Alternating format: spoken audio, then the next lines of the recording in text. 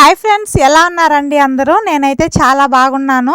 ఇన్ని రోజులు work videos కానీ టైలరింగ్ వీడియోస్ కానీ చేయకపోవడానికి నేను అమ్మ వాళ్ళ ఇంట్లో ఉన్నాను కాబట్టి చేయలేదు. అమ్మ వాళ్ళ ఊరు నుంచి వచ్చి కూడా 5 days అవుతుంది. సాటర్డే వచ్చానండి. ఈరోజు అయితే వెన్స్డే.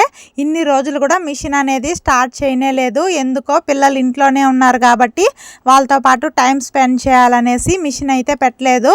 ఇంకా అలానే ఉంటే కుదరదు కాబట్టి, ఎందుకంటే ఒకరొకరు ఫోన్ అయితే చేయడం స్టార్ట్ చేశారు.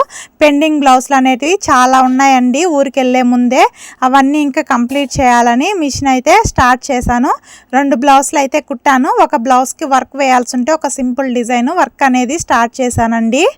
చూస్తూనే సమ్మర్ హాలిడేస్ కూడా ఎండింగ్ స్టేజ్కి అయితే వచ్చేసాయి. అందరికీ హాలిడేస్ ఉంటాయి కానీ టైలర్స్కి మాత్రం హాలిడేస్ ఉండవు. ఎందుకో తెలియదు కానీ అందరికీ హాలిడేస్ ఇచ్చినప్పుడే టైలర్స్కి వర్క్ అనేది హెవీగా ఉంటుంది. పండగలు, జాతరలు, పెళ్ళిళ్ళు అని.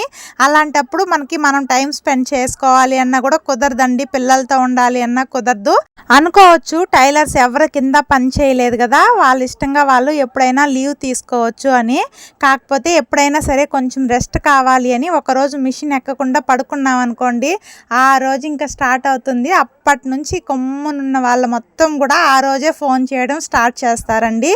అలా ఖాళీగా ఉండాలి అన్నా కుదరదు, ఎప్పుడు వర్క్ చేస్తూ ఉండాలి అన్నా కుదరదు.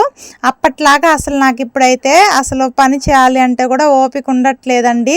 20sలో ఉన్నప్పుడే ఇలా ఉంటే ఇంకా 30sలోకి ఎంటర్ అయితే అసలు ఎలా వర్క్ చేస్తామో కూడా నాకు అర్థం కావడం లేదు. ఎందుకో ఒక్కొక్కసారి చాలా బద్ధకంగా, నీరసంగా అనిపిస్తుంటుంది. అందుకే వర్క్ కూడా అంత ఎక్కువగా చేయట్లేదండి. ఇప్పుడు డైలీ ఒక 2-3 బ్లౌజెస్ కుట్టుకొని ఇంకా నార్మల్గా ఉండాలి అని ఫిక్స్ అయ్యానండి. ఎందుకంటే హెల్త్ అస్సలు సపోర్ట్ చేయట్లేదు. అలాంటప్పుడు మనం ఎక్కువ ప్రెజర్ పెట్టినా కూడా తర్వాత హాస్పిటల్ చుట్టూ తిరగాల్సి వస్తుంది. ఇక్కడ ఒక చిన్న టిప్ చెప్తాను చూడండి.